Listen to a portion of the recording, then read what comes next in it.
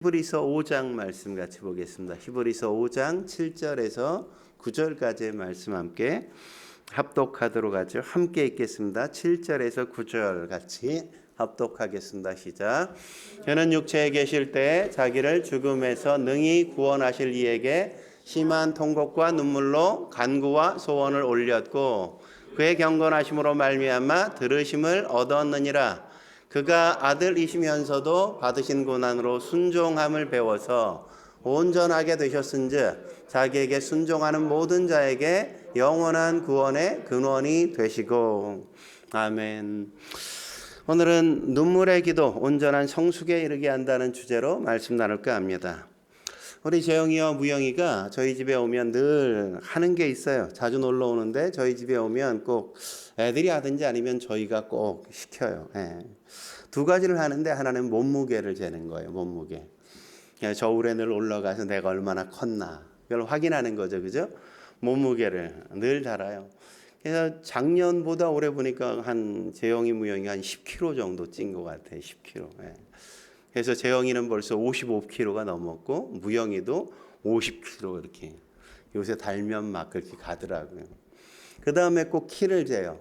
늘 서서 키를 쟀던 벽이 있거든요. 거기에 늘 집사람이 키를 재가지고 날짜를 이렇게 써놔요. 몇 월 며칠 몇 년도 이렇게 써놓거든요.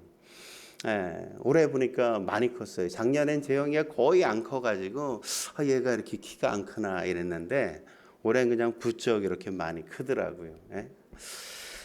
재영이와 무영이 이렇게 키를 재고 또 이렇게 몸무게를 재면서 제 마음속에 그런 생각이 들었어요. 나는 하나님 안에서 얼마나 자라가고 있는가. 우리가 재영이와 무영이가 올 때마다 키를 재고 몸무게를 재면서 얼마나 자랐는가를 늘 확인하며 사는데 나는 내가 얼마나 영적으로 자라가고 있는지 성장하고 있는지 잘 이렇게 재보지 않고 그냥 사는 건 아닌가. 나는 올해 얼마나 자랐을까? 영적으로 얼마나 더 성숙했을까? 저는 그런 생각을 해봤습니다. 여러분은 어떠세요? 여러분은 올 한 해 영적으로 많이 성장하셨습니까? 많이 자라셨나요? 오늘 본문에 보면 9절에 예수님은 성장 정상, 믿음의 정상에 이르셨다 이렇게 말씀하는 걸 우리가 확인할 수 있죠. 9절에 뭐라고 얘기합니까?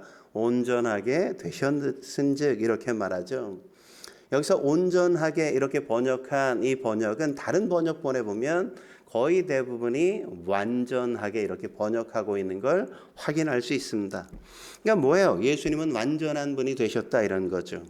다른 말로 하면 예수님은 완전한 성숙을 이루셨다 이렇게 말씀하는 거죠. 그렇다면 우리가 질문이 생기잖아요. 뭐가 예수님을 그렇게 완전한 성숙에 이르게 만드셨을까? 성숙의 완전한 존재가 되게 하셨을까? 그렇게 우리가 질문을 하게 되어지지 않습니까? 7절에 보면 이렇게 말하는 걸 우리가 확인할 수 있죠. 같이 읽겠습니다. 시작. 그는 육체에 계실 때 자기를 죽음에서 능히 구원하실 이에게 심한 통곡과 눈물로 간구와 소원을 올렸고. 한마디로 말하면 뭐예요? 기도가 예수님을 성숙시켰다 이런 거 아니겠어요? 그죠? 예수님을 성숙하게 만든 결정적인 요소가 뭐라고요? 기도였단 말이죠. 근데 더 구체적으로 말하면 그냥 기도가 아니라 어떤 기도? 눈물의 기도가 예수님을 성숙에 이르게 만들었다. 이렇게 말씀하고 있는 거죠. 여러분 성숙하기 원하십니까? 여러분 신앙이 자라기를 원하세요? 뭘 해야 된다고요? 기도를 드려야 된다고요. 기도를. 결정적인 건 믿음을 도약하게 만들어주는 건 뭐냐? 눈물의 기도가 우리의 신앙을 완전한 성숙에 이르게 만든다는 거죠. 우리가 그렇게 기도할 때 우리는 순종할 수 있고 우리가 순종하면 그것이 우리를 온전한 성숙에 도달하게 만든다. 성경은 그렇게 이야기하고 있는 겁니다. 그렇다면 온전한 성숙에 이르게 하는 눈물의 기도 왜 드려야 할까요? 첫째로 눈물의 기도가 닫혀있는 문을 열게 만들기 때문이란 말이죠. 눈물의 기도가 닫혀있는 문들을 열게 만들기 때문인 겁니다. 요한복음 11장 1절에서 44절이 말씀하는 게 바로 이 모습이란 말이죠. 예수님이 누구 집에 갔어요? 마르다와 막달라 그리고 나사로의 집에 가셨단 말이죠. 3절에 보면 뭐라고 언급합니까? 사랑하시는 자. 여기 사랑하시는 자가 누구예요? 나사로를 지칭하는 거 아닙니까? 오빠죠, 오빠. 그 오빠가 어떻게 됐다고요? 병들었다 이렇게 얘기하죠. 병들었다. 이건 뭐예요? 빨리 와달라는 거 아닙니까? 예수님 빨리 와주세요. 우리 오빠 병들었는데 빨리 고쳐주셔야 돼요. 이런 거잖아요. 우리가 이런 걸 보면 예수님과 이 형제 자매가 되게 가까웠다는 걸 우리가 확인할 수 있죠. 우리가 성경에 보면 유일하게 예수님이 3번이나 방문한 집이 이 나사로 집밖에 없어요. 3번이나. 그러니까 예수님이 사역하다 지쳐. 그럼 누구 집에 가요? 이 나사로의 집에 가서서 쉬셨단 말이죠. 예수님이 그 근처를 지나가게 돼. 그러면 반드시 들린 집이 누구 집이라고요? 이 나사로의 집이에요. 왜 그렇게 들렸어요? 그 집에 가는 게 편하니까. 그 집에 가는 게 그냥 좋으니까. 그러니까 너무 친하니까 그냥 그 집에 가는 거예요. 가는 거.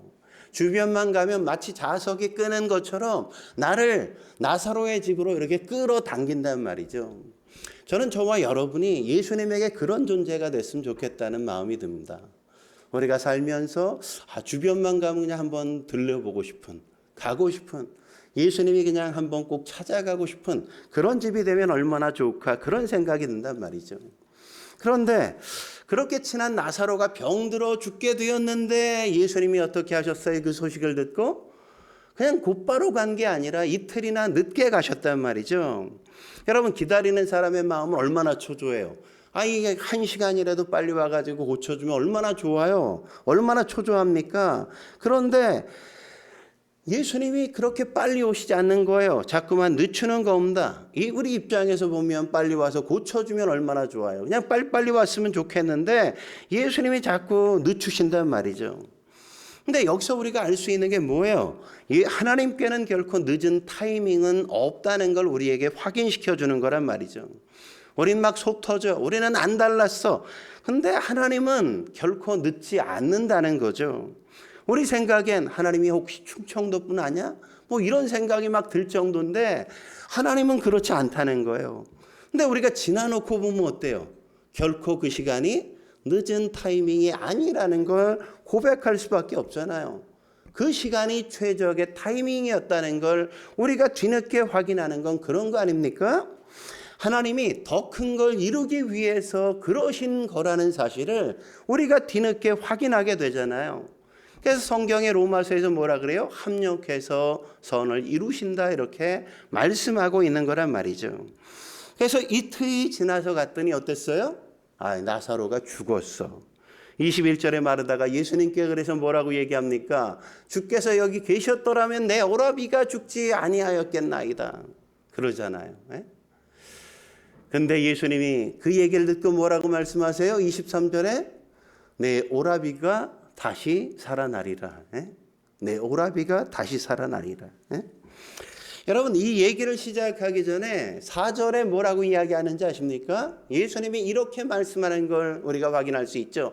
오빠가 병들었다는 얘기를 듣고 뭐라 그러셔요? 같이 읽겠습니다. 시작. 이 병은 죽을 병이 아니라 하나님의 영광을 위하며 하나님의 아들이 이로 말미암아 영광을 받게 하려 함이라. 할렐루야.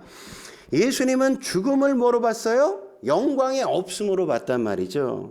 예수님은 우리가 죽음에 눌려있고 닫힌 문 앞에 절망하고 있고 닫힌 문 앞에서 좌절하고 있고 낙심하고 있는 것 그 자체가 영광이 없기 때문이라고 그렇게 보셨다는 겁니다. 예수님이 얼마나 그 모습을 보면서 안타까웠냐면 그냥 눈물을 막 흘릴 만큼 그렇게 그걸 안타깝게 보셨단 말이죠. 그래서 35절에 뭐라 그래요? 예수께서 눈물을 흘리시더라 이렇게 말씀하잖아요. 여러분이 병들어 있는 모습, 두려워하고 있는 모습, 힘들어하고 있는 모습, 그리고 잠 못 이루는 모습, 믿음 없는 모습을 보면 예수님은 너무 가슴이 아파서 막 눈물의 기도를 드릴 정도로 안타까워하신단 말이죠. 특별히 죄에 눌려있고 사망에 눌려있고 심판에 눌려있고 정죄의 감에 눌려있는 모습을 볼 때 예수님은 우리가 영광이 없는 것처럼 여겨져. 가슴 아파 눈물을 흘리신다는 거 아니겠습니까? 그래서 예수님이 가셔서 하신 일이 뭐예요? 43절에 보면 나사로야 나오라 이렇게 명령하시지 않습니까? 그래서 그를 살려주신단 말이죠. 여러분, 우리도 살아가면서 닫힌 문 앞에 설 때가 얼마나 많아요. 우리가 하던 일이 꽉 막히고 안 되고 마치 절벽 앞에 선 것처럼 그렇게 느껴질 때 있지 않습니까? 그때 우리가 낙심하거나 좌절하거나 절망하거나 포기하지 말라는 거죠. 그때 뭘 해야 돼요? 예수님처럼 눈물의 기도를 드리면 그 속에서 하나님께서 길을 만드시는 것, 길을 여시는 걸 경험하게 된다는 겁니다. 우리가 해야 될 건 닫힌 문 앞에서 좌절하거나 낙심하거나 절망하는 게 아니라 그 속에서 하나님 앞에 기도하면서 우리가 하나님의 역사를 고대할 수 있어야 한다는 겁니다. 여러분, 우리나라가 6.25 전쟁 전에는 우리가 하나였잖아요. 그죠? 남북이 하나였단 말이죠. 근데 남북이 하나였다가 6.25 전쟁 딱 끝나자마자 남북이 딱 분단되어지지 않았습니까? 사실 어디가 더 예수 믿는 사람이 많았을까요? 6.25 전까지는 북한이 더 많았어요. 예? 평양에 대부운 운동이 있었잖아요. 원산에서 부흥운동이 있었고 평양에 대부운동이 있었잖아요. 1907년도에. 그러니까 그때까지만 해도 북한이 훨씬 믿는 사람이 많았어. 그래서 분단되고 나서 남한에 있는 사람들이 제일 많이 한 게 뭐예요? 빨리 통일이 되게 해달라고. 저 북녘 땅에 있는 믿음의 사람들이 박해받고 있는데 그들을 구원해 달라고 얼마나 많이 기도했는지 몰라요. 저희 때만 해도, 제가 20대만 해도 그렇게 많이 북한을 위해서 기도하는 건 뭐 당연한 거였어요. 당연히.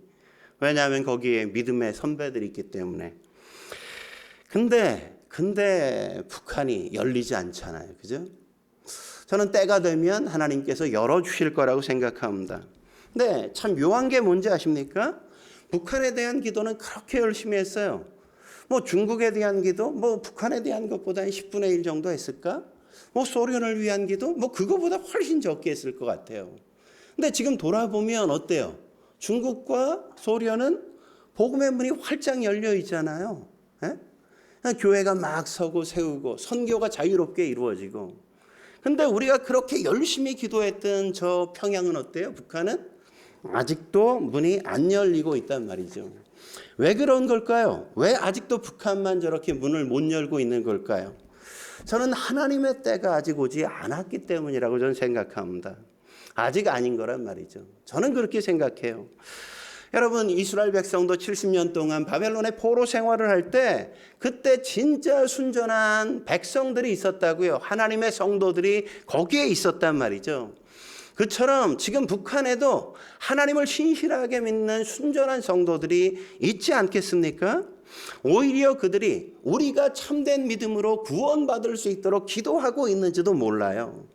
우리는 북한 성도들을 위해서 하나님 앞에 기도하지만 북한에 있는 그 신실한 성도들이 우리를 위해 기도함으로 그 기도가 응답되어 하나님의 때에 이 땅이 다시금 통일 한국으로 함께 나아갈 수 있지 않을까요?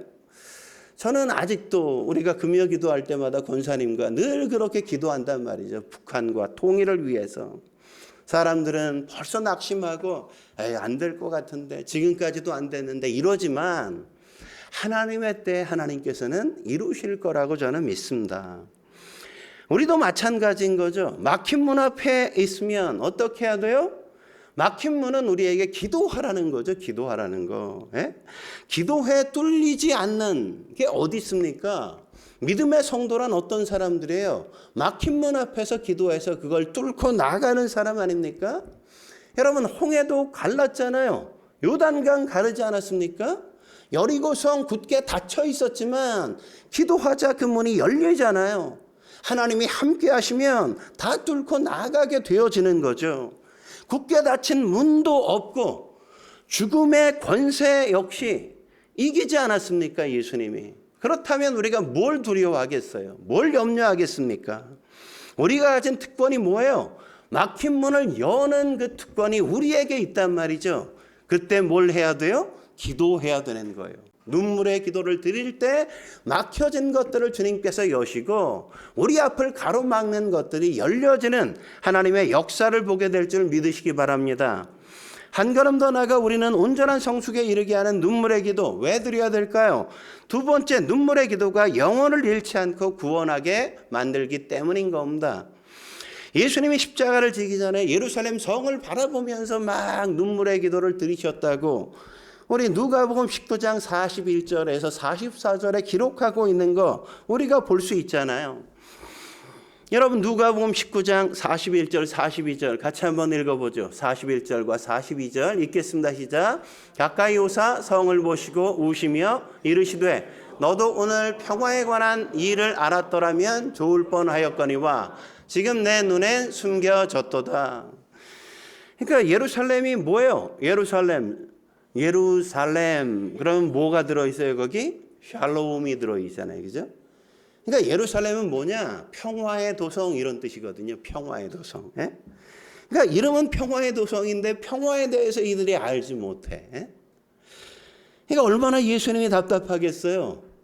아니 조금만 지나면 로마군이 쳐들어와서 이 성을 다 무너뜨리고 여기 있는 백성이 다 죽게 될 게 주님의 눈에는 뻔히 다 보여요. AD 70년 로마의 디도 장군이 쳐들어와서 예루살렘 성을 다 함락하지 않았습니까?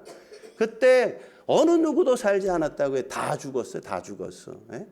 최후에 남아있는 사람들은 마지막 사람들이 가족들 다 죽이고 본인들은 그냥 자결했어요. 그래서 예? 다 죽었어요. 진짜 하나도 살지 않고. 거기서 끝났나요? 그렇지 않죠. 유대인들이 다 디아스포라가 돼서 그냥 전 세계에 다 흩어져서 무려 2000년 동안이나 그렇게 살잖아요. 아직도 그들은 나라를 회복하지 못했다고요. 예? 주님은 그걸 다 보고 계신 거예요. 그러니까 그걸 보면서 예루살렘 성을 보면서 아파서 가슴이 아파서 눈물을 흘리면서 기도를 드리신 거라고요. 앞으로 이뤄질 일들을 바라보면서. 저는 이 예수님의 눈물의 기도가 응답됐다고 생각해요. 그래서 뭐가 나타납니까? 오순절에 성령이 예루살렘에 임하잖아요. 부흥의 역사가 있지 않습니까? 여러분 전 세계에 처음으로 부흥이 나타났던 도시가 어디냐? 예루살렘이었단 말이죠. 예루살렘. 근데 참 묘한 게 뭔지 아세요? 부흥이 일어났던 그 도시들이 다 박살났다는 거예요. 다 박살났다는 거. 예루살렘 성이 온전했어요? 아니죠. 박살났잖아요. 다 그냥 흩어졌잖아요. 거기 있는 성도들이 사도행전 8장에 보면 다 흩어졌다. 박해 때문에. 그죠? 평양도 어때요? 부흥이 있었는데 그냥 다 박살이 나서 전 세계로 다 흩어졌다고. 남한이 이렇게 복음화된 건 평양이 박살이 나서 성도들이 남한으로 내려오다 보니까 한국의 대표적인 교회들이 다 북한에서 넘어와서 세운 교회들이에요. 영락교회 이런데, 충현교회 이런데. 그런 데가 다 탈북민들이 와서 세운 교회들이에요. 교회들. 한국이 그런 역사가 있는 겁니다. 그런 역사가. 그러니까 참 안타깝지 않습니까? 그러니까 하나님이 어떻게 일하실지를 모르는 거예요. 그리고 오순절만 부흥운동이 있었는지 아십니까? 아니에요. 사도행전 4장 4절에 보면 뭐라고 말씀하십니까? 말씀을 들은 사람 중에 믿는 자가 많으니 뭐라고요? 남자의 수가 약 5천이나 되었더라. 오순절의 역사는 사도행전 2장에 나타났는데 4장에 저런 역사가 있었다고요. 5장 14절에도 뭐라고 얘기합니까? 5장 14절 같이 읽죠. 시작. 믿고 주께로 나오는 자가 더 많으니 남녀의 큰 무리더라. 그러니까 4장까지는 셀수레도 있었어. 근데 5장에 가니까 예루살렘에 너무 많이 구원받는 사람들이 있으니까 최소한 5천 이상이니까 세지 못하는 거 아니에요. 그죠? 남자들만 5천인데 셀 수 없을 정도로 큰 부흥이 예루살렘에 있었다고요. 예루살렘에 이런 큰 부흥이 일어났다는 겁니다. 왜 이런 부흥이 있었다고요? 예수님의 눈물의 기도 때문에. 예수님의 눈물의 기도가 이런 부흥의 역사를 만들었단 말이죠. 그러니까 여러분 전도도 중요하지만 전도하기 전에 우리가 꼭 해야 될 게 뭐예요? 기도하는 거예요. 기도하는 거. 기도하면 전도가 되죠. 기도하면. 내가 무슨 말을 할지 잘 모르지만 기도하면 할 말을 입에 담아주세요. 내가 누구에게 전도해야 될지 잘 모를 때 기도하면 하나님이 생각나게 하신단 말이죠. 하나님께서 길을 만드신다니까요. 여신다니까요. 중요한 게 뭐예요? 전도 자체도 중요하지만 그 전에 내가 어떻게 기도하느냐가 훨씬 더 중요하단 말이죠. 여러분 가족 전도 왜 힘들죠? 힘든 이유가 뭐예요? 가족 전도하는 게 너무 잘 알기 때문이잖아요. 너무 잘 알기 때문에. 예? 그래서 의외로 가족을 위해 기도하는 사람들 많지 않아요. 예? 가족을 위해 기도하다가 그냥 턱 막힐 때가 아유 될까 이런 생각이 들 때가 있단 말이죠. 여러분 우리는 어떤 기도를 드리죠? 여러분 기도 어떤 거 기도해요? 대부분 기도하는 거 보면 가능성이 있는 것만 기도해. 가능성이 있는 것만. 네? 그러니까 가족이니까 가능성이 없다는 생각이 딱 드니까 기도하다가 멈출 때가 참 많단 말이죠. 네? 그래서 우리가 기도를 하지 않아. 네? 어떤 거 기도해? 조금이라도 가능성 있는 거. 그런 사람들만 놓고 우리는 기도한단 말이죠. 근데 기도가 뭐예요? 기도가. 예? 기도가 뭡니까? 홍해를 향해 외치는 게 기도하잖아요. 홍해를 향해 외치는 거. 예? 다시 말하면 불가능한 일을 기도하는 것 아니겠어요? 우리가? 광야에 무슨 길이 있겠어요? 광야에. 예? 근데 불가능한 일이니까 기도하는 거죠. 사막에 무슨 강이 있어요? 강이. 불가능하기 때문에 기도하는 거라고 성경이 말하는 거 아닙니까? 근데 왜 기도하지 않냐 이거죠. 예? 기도도 못 하겠냐고요. 왜 우리가? 기도는 우리가 생각하는 것 곱하기 100을 할 정도의 일들을 하는 게 바로 기도란 말이죠. 교회는 하나님 외에는 할 수 없는 일을 하는 곳이 바로 교회란 말이에요. 하나님 외에는 할 수 없는 일이라는 게 뭡니까? 불가능한 일을 기도하는 거라는 거 아니겠어요? 예? 뭐든지 불가능한 일, 뭐든지 말도 안 되는 일, 그런 일들을 우리가 뭐 해야 된다고요? 기도하는 거라고요. 기도하는 거. 예? 우리가 지금 전도할 때도 어때요? 그냥 막 탁 막히잖아요. 마음이 탁 막히잖아요. 예? 왜 막히는 거예요? 기도하다가도 탁 막히는 이유가 뭐야? 불가능하다고 생각하니까. 예? 기도가 딱 막힌단 말이죠. 아유, 내가 오라 그러는데 안 오면 어떡해? 예? 예? 교회에 전도했는데 가자 그랬는데 외면하면 어떡해? 거절당하면 어떡해? 예? 안 간다 그러면 어떡해? 그래서 아무도 안 오면 어떡해? 뭐 이런 생각이 우리의 마음에 딱 드는 순간 기도가 딱 막히지 않습니까? 뭐 안 오면 어때? 안 오면? 예? 해보고 안 올 수 있죠. 안 올 수도 있어. 그죠? 그럼 어때? 우리끼리 그냥 모여서 예배 드리면 되지 않아요? 우리끼리 그들을 놓고 함께 눈물을 흘리며 기도하면 되잖아요. 그러면 하나님이 우리의 그 눈물의 기도와 그 예배를 받으시지 않겠습니까? 예? 그게 남는 거죠. 그게 남는 거죠. 예?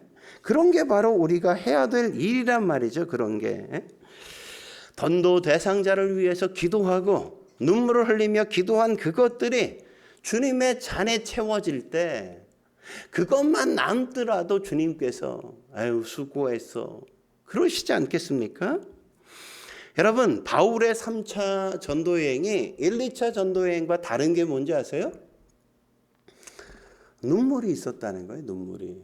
1, 2차 전도여행 어떻게 했어요? 그냥 발에 땀이 나도록 그냥 달려다녔잖아요. 이 지역 저 지역 뭐 찍고 이렇게 돌아다녔잖아요. 예? 여러분 선교 여행을 성지순례 이런 거 한번 가보세요. 바울이 얼마나 넓은 지역을 그렇게 다닌 건지 상상이 안 돼요. 우리가. 예? 우리는 버스 타고 한 10시간 간 거리를 바울은 걸어서 전도하러 다닌 거야. 이렇게. 예? 제가 터키 선교 갔는데 그 거리야. 그 거리. 차로 10시간 가. 근데 바울은 걸어서 그 지역을 전도하러 갔어. 와. 근데 3차 전도 여행은 뭐예요? 다니지 않았어요. 3차 전도. 전략이 바뀌었어요. 에베소에 머물고 그냥 거기서 사람들을 모이게 해서 거기서 그들에게 전도했다고요. 그게 두란노 서원이라 그러잖아요. 거기서 말씀을 가르쳤어요. 그리고 거기서 3년 동안 그렇게 말씀을 가르치고 에베소 지역을 떠날 때 밀레도에서 장로들과 헤어지면서 그냥 막 눈물을 흘리며 같이 기도했다고요. 사도행전 20장 31절 말씀에 뭐라고 얘기하는지 아십니까? 에베소 사역을 이렇게 얘기해요. 같이 읽겠습니다. 시작. 그러므로 여러분이 읽게요. 내가 3년이나 밤낮 쉬지 않고 눈물로 각 사람을 훈계하던 것을 기억하라. 그러니까 에베소에서 3년 동안 사역하면서 어땠다고요? 그는 눈물로 기도하고 눈물로 가르쳤다고요. 눈물로. 예? 그냥 찍고 다닌 게 아니라 그냥 한 지역에 몰려든 사람들을 3년 동안이나 집중해서 그렇게 열심히 눈물로 기도하면서 그들을 가르쳤다고요. 그러니까 1차, 2차와 3차의 차이점은 뭡니까? 눈물의 기도가 있는가 없는가의 차이였단 말이죠. 그래서 3차 전도 여행의 열매가 엄청나게 컸다는 걸 우리가 확인할 수 있잖아요. 그게 뭐예요? 소아시아에 7개 교회가 세워졌단 말이죠. 소아시아 7개 교회. 에베소 지역 빼고 바울이 간 지역이 없어요. 다른 지역은 한 군데도 방문하지도 않았어요. 밟지도 않았어요. 근데 그 지역의 교회가 왜 세워졌어요? 에베소의 두란노에서 사람들이 몰려들어서 함께 거기서 말씀을 듣고 자기 고향으로 돌아가서 그 지역에서 그들이 교회를 세운 거란 말이죠. 예? 그래서 교회가 세워진 겁니다. 예? 그러니까 그 놀라운 사역의 열매는 어디서 시작되어진 거예요? 바울의 눈물의 기도가 그 열매를 낳았다는 걸 우리가 확인할 수 있는 거잖아요. 우리가 할 일이 뭡니까? 눈물의 기도는 헛되지 않다고요. 우리도 눈물을 흘리며 기도드려야 된단 말이죠. 그래야 그 속에서 영혼의 열매가 추수할 수 있는 거죠. 그래서 저는 눈물의 기도의 회복이 무엇보다 중요한 거라고 생각합니다. 저는 하나님이 우리에게 눈물 주시기를 원해요. 영혼을 넣고 울 수 있어야 돼요. 우리가 울면서 그 사람을 위해 기도할 수 있어야 된단 말이죠. 울지도 않고 기도도 하지 않으면서 언젠간 오겠지. 그런 게 어디 있습니까? 에? 여러분이 애써 수고해야만 거기에서 나오는 열매가 있는 거죠. 열매가. 에? 박진영도 그런 얘기 하잖아요. 매일 연습하는 것과 매일 연습하지 않는 게 엄청난 나중에 갔을 때 큰 차이를 만든다 그러잖아요. 그죠? 에? 그러니까 하루 이틀 별 차이 안 나. 근데 지나놓고 보면 엄청난 차이를 만드는 건 얼마나 성실하게 노력해 왔는가. 에? 우리가 얼마나 성실하게 기도해 왔는가. 우리가 얼마나 눈물을 뿌려 기도해 왔는가가 나중에 거대한 차이를 만드는 거라고요. 그냥 마음의 소원을 품은 게 차이를 만드는 게 아니라 우리가 얼마나 성실하게 기도해 왔는가. 그게 차이를 만드는 거예요. 에? 병이 들었다면 울어야죠. 기도해 봐야죠. 그죠? 여러분 히스기야 왕도 울었잖아요. 그죠? 자기가 죽을 거라는 얘기를 듣고 그러니까 하나님 앞에 나가서 그냥 울면서 기도하니까 하나님이 뭐라 그러세요? 내가 내 기도를 들었고 내 눈물을 봤다 이러시잖아요. 그러면서 뭐라 그러세요? 15년 연장 이러시잖아요. 그죠? 죽을 것도 울면서 기도하니까 15년 더 살잖아. 에? 우리도 마찬가지라고요. 하나님 앞에 눈물로 기도할 때 하나님은 영혼도 주시고 질병에서 고쳐주시기도 하고 우리에게 원하는 그 소망들을 하나님께서 이루어 주신단 말이죠. 하나님 앞에 눈물이 있는, 그래서 눈물의 능력을 체험하는 저와 여러분 되시기를 주의 이름으로 축원합니다. 마지막으로 우리는 온전한 성숙에 이르게 하는 눈물의 기도 왜 드려야 될까요? 세 번째, 눈물의 기도가 유혹을 이기고 사명을 불타오르게 만들기 때문이란 말이죠. 여러분 마태복음 26장 38절에서 46절에 나오는 게 바로 이 기사 아닙니까? 예수님께서 눈물의 기도를 딱 3번 드렸는데 이 세 장면이거든요. 마지막 장면이 겟세마네 동산에서 우시면서 자기의 사명을 다 이룰 수 있도록 기도하신 그 장면이잖아요. 38절에 보면 제자들에게 뭐라고 얘기합니까? 내 마음에 매우 고민하여 죽게 되었으니 너희는 여기 머물러 나와 함께 깨어 있으라. 깨어 있으라는 게 뭐예요? 그냥 깨서 멀뚱멀뚱 있으라는 거예요? 기도해 달라는 거잖아요. 기도해 달라고. 예? 그러면서 예수님이 39절에 하나님 앞에 나아가서 뭐라고 기도합니까? 같이 읽겠습니다. 시작. 내 아버지여 만일 할만하시거든 이 잔을 내게서 지나가게 하옵소서. 그러나 나의 원대로 마시옵고 아버지의 원대로 되기를 원하나이다. 그러니까 사명이 십자가를 지는 건데 예수님도 사명을 놓고 기도하고 있는 거라고요. 왜 사명을 놓고 기도하는 겁니까? 내가 기도하지 않으면 이 사명을 포기할 수 있기 때문에 그런 거라고요. 내가 예수이지만, 내가 하나님의 아들이지만 이 사명을 이루려면 기도하지 않으면 이 사명을 포기할 수 있기 때문에, 사명은 언제든지 흔들릴 수밖에 없는 거라고요. 흔들리지 않고 사명을 이루려면 반드시 뭐가 필요하다고요? 기도하는 게 필요하다고요. 기도하는 게. 여러분, 패션 오브 크라이스트라는 영화 보셨잖아요. 우리가 멜 깁슨의 그 영화. 그 영화 첫 장면이 뭡니까? 겟세마네 동산에서 이 장면 아닙니까? 마귀가 와서 속삭이잖아요. 유혹하잖아요. 뭘 유혹하는 거예요? 야, 십자가 지지 마. 야, 그거 어떻게 네가 감당하려고 지려고 그래? 얼마나 힘든데, 얼마나 고통스러운데. 야, 그냥 너 달아나. 피해. 네가 안 해도 괜찮아. 너가 안 하면 더 성공할 수 있어. 이러면서 막 사단이 유혹한 거 아닙니까?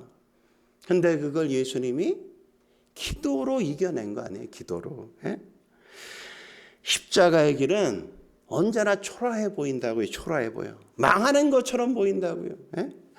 이게 뭐야? 이렇게 생각하게 만들 때가 적지 않단 말이죠.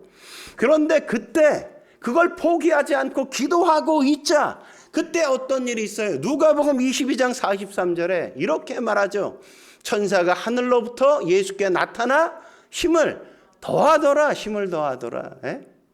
예수님이 거기서 포기했다면 이런 일이 있겠어요? 없죠. 예수님이 포기하지 않고 사명 붙들고 그 사명 반드시 이루게 해 주옵소서. 포기하지 않고 기도하니까 초라해 보여도, 실패처럼 보여도, 그게 아무것도 아닌 것처럼 보여도 포기하지 않고 기도하니까 마침내 천사가 나타나 예수님께 힘을 더하시잖아요. 예수님이 사명을 놓고 기도하자 천사까지 보내 돕지 않습니까? 하나님이 마침내 그렇게 만드실 거라고요. 사명이 초라해 보일 수 있어요. 사명이 망하는 것처럼 보일 수 있어요. 때때로 그게 아무것도 아닌 것처럼 여겨질 수 있다고요. 그러나 하나님이 주신 사명이라면 그것을 결코 포기하지 않고 그 일에 집중할 때 하나님은 마침내 천사라도 보내서 우리가 마침내 그 일을 이루어가게 만들 거란 말이죠. 저는 진짜 힘든 게 이거라고 생각해요. 진짜 힘든 게 뭐냐? 정말 열매가 없을 때, 열매가 없는 것처럼 보여질 때, 그때처럼 힘든 게 어디 있겠어요, 그죠? 여러분, 누가복음 5장에 제자들 역시도 그랬잖아요. 고기를 밤새도록 잡았어. 근데 잡은 게 아무것도 없어. 얼마나 허탈하겠습니까? 얼마나 허망하겠어요? 아니, 어떻게 이렇게 안 잡힐 수가 있어, 세상에. 여러분 생각해 보세요. 그물을 밤새 내렸는데 엄청 잡았어. 그럼 지쳐요? 안 지쳐. 그때는 실이 나지, 그죠? 근데 잡은 게 아무것도 없어. 밤새 헛수고한 것 같아. 얼마나 지치겠어요, 얼마나. 내가 계속 해야 돼. 이런 생각 막 들지 않겠습니까? 근데 그때 주님께서 말씀하시잖아요. 그러면서 베드로가 어떻게 합니까? 말씀에 의지하여 내가 그물을 내리리이다. 아무것도 안 잡혔는데, 아니 낮에는 고기 잡힐 시간도 아닌데 주님은 가서 그물을 내리래. 근데 그럼에도 불구하고 말씀에 의지하여 그물을 내리겠나이다. 불가능한 일을 하라고 할 때 거기에 순종하니까 그게 믿음인 거예요. 그게 믿음인 거. 그러니까 어마어마한 역사가 있잖아요. 어마어마한 역사가. 여러분, 우리 인생도 마찬가지라고요. 우리 인생도. 여러분, 눈물의 선지자 예레미야 기억나십니까? 예레미야가 왜 울죠? 왜 눈물의 선지자예요? 막 복음을 전했더니 너무 많은 사람들이 막 예수 믿었나요? 그래서 너무 감격스러워서 막 하나님 앞에 울면서 감사합니다 막 이런 기도 드렸어요? 아니라고요. 예레미야 4장 10절 같이 한번 읽어볼까요? 4장 10절 읽겠습니다. 시작. 내가 이르되 슬프도소이다 주 여호와여 주께서 진실로 이 백성과 예루살렘을 크게 속이셨나이다. 이르시기를 너희에게 평강이 있으리라 하시더니 칼이 생명에 이르렀나이다. 아니, 하나님이 불렀거든요. 가서 백성에게 말씀을 전하라고 했거든요. 말씀을 전하라는 건 뭐예요? 전하면 뭔가 역사가 있을 거라는 걸 전제하는 거 아니겠어요? 왜? 하나님은 말씀하시면 이루어지니까. 그래서 너무 좋아서 나를 통해서 하신다니. 그래서 막 나가서 기도하고 나가서 회개하라 막 외치고 하나님의 말씀을 막 전했단 말이죠. 근데 그 결과가 뭐였어요? 주먹이 날라오고 채찍이 날라오고 자기를 깜빵에 가두고 사람들이 막 죽이려고 하고. 결과가 얼마나 처참했어요. 아니 말씀을 전하라 그랬으면 사람들이 회개하는 역사가 있고 하나님의 말씀을 듣는 역사가 있어야지. 근데 왜 그런 게 안 일어나는 거야? 아니 왜 말씀은 주시는데 왜 열매는 하나도 주시지 않아요? 이거잖아요. 왜 나를 속여요? 왜 되지도 않을 거 왜 나한테 시키는 거예요? 이러면서 주님 앞에 지금 예레미야가 질문하는 거 아니에요. 백성도 속이고 나도 속이는 겁니까? 왜 말씀을 주셨는데 왜 열매는 없는 겁니까? 너무 답답해서 내가 화가 나니까 내가 다시는 말씀을 전하나 봐라 이러고 다짐했는데 속에서 불이 붙어가지고 안전할 수 없어 말씀을 계속 전했다고 하잖아요. 말씀을. 참 얼마나 답답했겠어요. 사람들의 조롱을 받고 비웃음거리가 되어지고 박해를 당하고. 얼마나 힘들었겠어요. 그런데도 포기하지 않았어요. 여러분 우리 가운데도 마찬가지예요. 그런 성도들 있다고요. 정말 말씀을 잘 들어. 말씀 듣고 얼마나 잘 이해하는지. 그리고 말씀의 순종도 너무너무 잘해. 100점 만점이야. 근데 그렇게 성실하게 말씀에 반응해 사는데 열매가 없을 때가 있어. 하나님은 왜 그런데 왜 축복을 안 해주시는 거지? 이런 생각이 탁 들 때가 있단 말이죠. 그럴 때가. 예레미야가 그런 상황인 겁니다. 이 말씀을 주시면서 왜 열매는 없습니까? 여러분 그게 시험이라는 거 아십니까? 시험이라고 그게. 열받아 말씀을 전하려고 했는데 안 전하려고 했는데 말씀을 전할 수밖에 없었다고. 여러분 바벨론 포로 70년 동안 예레미야는 실패한 것처럼 보여졌어요. 아무런 열매가 없었다고. 맨날 당하는 게 비웃음과 조롱거리, 채찍에 맞고 감옥에 갇히고 그러다가 애굽에 끌려가서 애굽에서 그는 순교해요. 순교해 애굽에서. 그런데 다니엘서 9장 같은 데를 보면 다니엘이 바벨론에 잡혀가서 포로로 잡혀가 거기서 살잖아요. 근데 거기서 무엇 때문에 버티는지 아세요? 예레미야의 예언 때문에 버텨 거기서. 포로로 잡혀갔던 바벨론의 포로로 잡혀갔던 모든 유대의 백성들이 무엇 때문에 버틸 수 있었냐? 예레미야의 예언이 그랬거든. 70년이면 다시 하나님께서 고국으로 돌아가게 하실 거야. 그 말씀을 붙들고 그들이 바벨론 포로 생활을 버틴다고요. 이겨낸다고요. 그리고 마침내 그들이 고국으로 돌아가게 만드는 약속을 그들이 성취되는 걸 맛보게 되어지잖아요. 맛보게 되어져. 그리고 돌아와서도 돌아온 바벨론의 포로가 됐던 사람들이 돌아와서 신앙의 교과서로 삼은 게 뭐냐면 이 예레미야서예요. 예레미야서.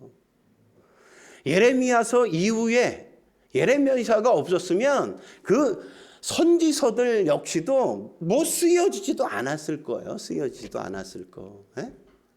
그러니까 예레미야가 한 그 사역 때문에 그 이후 유대의 역사, 이스라엘의 역사는 만들어지고 있었다는 걸 우리는 놓치면 안 된다고요.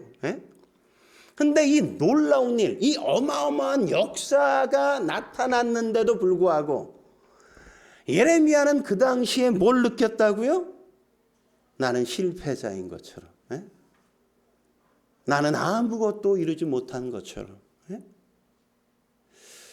마치 패배자인 것처럼 그렇게 해서 느끼면서 사역하는 그 환경 속에 있었단 말이죠. 하나님이 날 속였어. 그래서 난 이 모양 이 꼴이야. 이렇게 인간적으로 느낄 수밖에 없는 그 상황 속에서 그럼에도 불구하고 포기하지 않고 그는 자기에게 주어진 사역을 계속했단 말이죠. 하나님이 속이는 게 아니라고요. 우리가 원하는 그때 열매가 나타나는 게 아니라고요. 예? 하나님은 하나님의 타이밍에 하나님이 원하시는 그 열매를 마침내 거두신단 말이죠. 여러분, 용기를 내셔야 돼요. 우린 너무 성급하다고요. 당장 뭐가 나타나야 되고 당장 열매가 맺혀야 되고 그래야 된다고 우리는 자꾸만 생각해. 예? 어제 씨 뿌렸는데 그냥 아침에도 갔다 점심에도 갔다 저녁에도 갔다 왜 이건 싹이 안 나는 거야 막 이러고. 예? 뭔가 자꾸만 우리는 뭐 기도 한번 해놓고 그냥 뭔가 왜 안 일어나는지 거기에 막 그냥 매달리고 거기에서 낙심하고 좌절하고. 예레미야 같이 진짜 크게 쓰임받는 사람들은 열매가 없을 때라도 늦춰질 때라도 좌절하거나 실망하지 않아요. 포기하지 않는다고요. 내게 주어진 그 일을 그냥 묵묵히 해가는 겁니다. 내 때가 아니면 내 다음 세대에 하나님께서 원하시는 그때 이루실 것들을 기대하고 오늘 나는 하나님이 씨 뿌리는 자로 보냈구나라고 생각하면서라도 내게 주어진 그 일을 성실하게 그냥 감당하는 거예요. 그게 실패라고 생각하지 않아요. 그걸 불행이라고 여기지 않는다고요. 그걸 하나님이 날 속였다고 생각하지 않습니다. 그게 뭐예요? 하나님이 내게 주신 사명이라고 여기고 그 사명을 내가 감당하는 것에 있어서 즐거움과 기쁨을 느끼며 그 일을 감당하는 거라고요. 우리에게 그래서 중요한 게 뭡니까? 예수님을 따라갈 용기가 우리에게 필요한 거예요. 용기가. 사람들은 막 조롱한다고요. 야, 십자가에 저거 못 박힌 거 봐. 지혜 하나님의 아들이라더니 저거 봐 저거. 저꼴 아유 얼마나 창피해. 빨개 벗겨서 저게 뭐야. 얼마나 조롱하고 비웃고. 그랬어요. 사명 버리라 그러잖아요. 그런 거에 우리가 속으면 안 된단 말이죠. 안 돼. 예수님이 십자가에 내려와서 이빨 다 털어버리고 그냥 야 봤지? 이러면서 그랬으면 뭐가 됐을 것 같아요? 하나님의 사역을 포기시키는 결과만 났겠죠. 그죠? 인류 구원이라는 건 존재하지도 않는 겁니다. 그냥 죽는 거죠. 죽으라 그럴 때. 그냥 실패하는 것처럼 그냥 사는 거예요. 그 자리에. 그런데 그게 뭐가 되어져요? 이기게 만든다고요. 예수님이 돌아가셨으니까 하나님이 부활시키잖아요. 죽을 때까지는 부활을 상상할 수 없어. 그죠? 지나놓고 보니까 우리니까 부활을 얘기하는 거지. 죽는 거야. 죽으라 그러면 죽는 거야. 근데 하나님이 믿음으로 죽으니까 그 사람을 부활시키는 거예요. 여러분, 세상에서 제일 무서운 사람이 누군지 아세요? 예수 믿는데 가난해. 가난한데 그냥 너무 행복하대. 그 사람이 가장 무서운 사람이라고. 가장 무서운 사람. 그런 사람의 행복을 누가 뺏어갈 수 있어요. 그죠? 세상에서 가장 무서운 사람이 뭡니까? 너무 질병 때문에 아파 힘들어 고통스러워. 근데 그 사람이 예수님 때문에 행복하대. 그 사람보다 더 무서운 사람은 없는 거거든요. 여러분 생각해 보세요.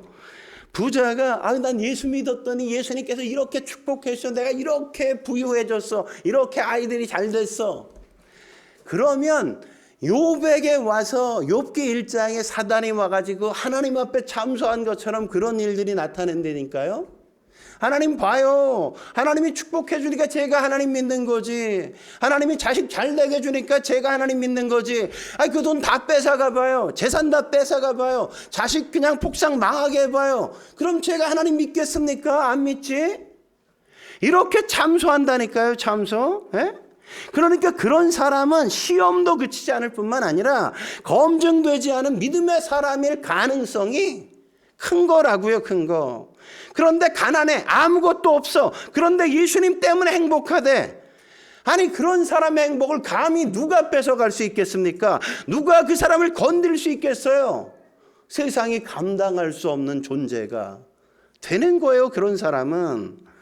세상은 손해보고 희생하면 바보라 그러지 않습니까?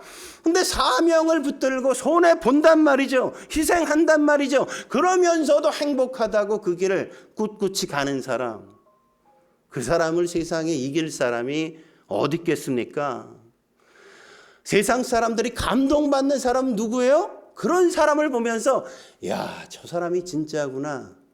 이러죠. 그죠? 예? 저 믿음이 진짜 믿음이네. 야, 어떻게 저 상황에서 야, 하나님 앞에 저런 감사와 찬양을 드려? 야, 저런데도 저렇게 감사해? 저러면서도 저렇게 행복하대? 야, 저건 진짜 하나님이 아니면 할 수 없는 거구나. 에? 누가 이기겠어요? 에? 여러분, 내 신앙이 가장 빛날 때는 언제냐? 세상 사람들이 보다 보란 듯이 잘 살 때가 아니라 오늘 본문처럼 겟세마네 동산 같은데 모든 걸 다 잃고 초라해지고 사람들이 기대하는 것과 정반대의 결과가 주어졌을 때, 그때 나의 원대로 마옵시고 아버지의 뜻대로 되길 원하나이다, 그렇게 기도할 때라는 걸 우리가 놓치지 말아야 된단 말이죠. 여러분, 가장 큰 승리는 바로 그때인 겁니다. 그때. 그런 고비를 넘기지 않고 승리한 사람 없어요. 믿음의 위대한 위인들은 다 그런 고비, 그런 고난, 그런 역경들을 이겨내고 거기서도 여전히 변함없이 하나님이 주신 사명을 붙들고 마지막까지 견딘 사람들이에요. 사람들이 그러잖아요. 가장 어두워지고 난 뒤에 새벽이 온다. 그러지 않습니까? 끝나기 직전에 가장 어려울 때다라고 우리가 얘기하잖아요. 이걸 우리가 잊으면 안 된단 말이죠. 오늘 히브리서 5장 7절 8절에 뭐라고 얘기합니까? 같이 한번 읽어보죠. 시작. 그는 육체에 계실 때 자기를 죽음에서 능히 구원하실 이에게 심한 통곡과 눈물로 간구와 소원을 올렸고 그의 경건하심으로 말미암아 들으심을 얻었느니라. 그가 아들이시면서도 받으신 고난으로 순종함을 배워서. 여기 잘 보세요. 소명을 선택하니까 뭐가 왔어요?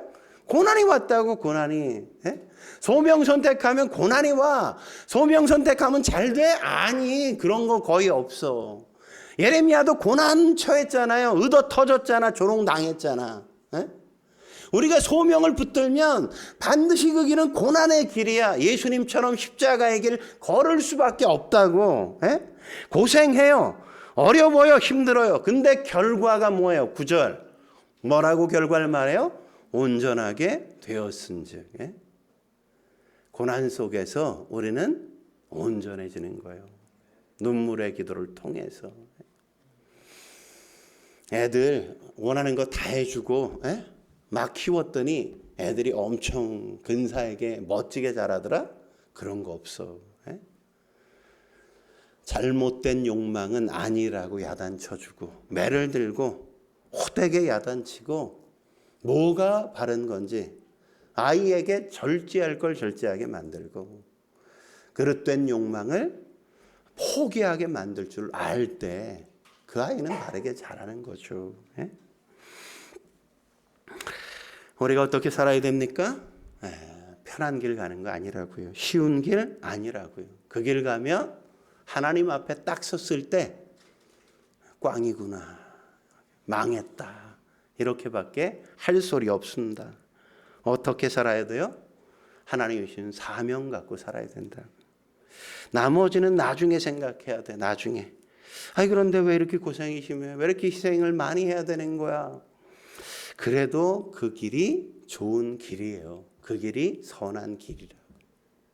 지금 단지 내가 열매를 못 거둘 뿐일 수도 있어요. 네? 저와 여러분들이 그렇게 주님이 주신 사명의 길 걸어갈 수 있길 주의 이름으로 축원합니다. 기도하시겠습니다.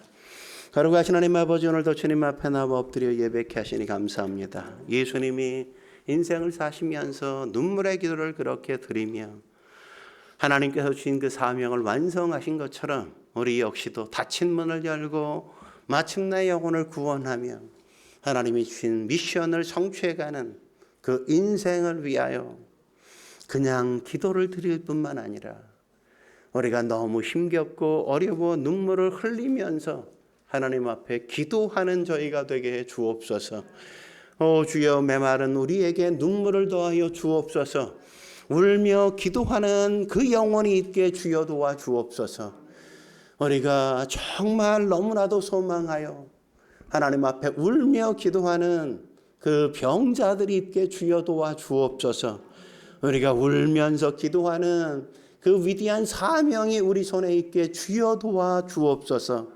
그래서 하나님께서 주신 그 인생길, 한 번밖에 살 수 없는 이 길을 멋지게 살아낼 수 있게 주여 도와 주옵소서. 예수님의 이름으로 감사하며 기도드립니다. 아멘.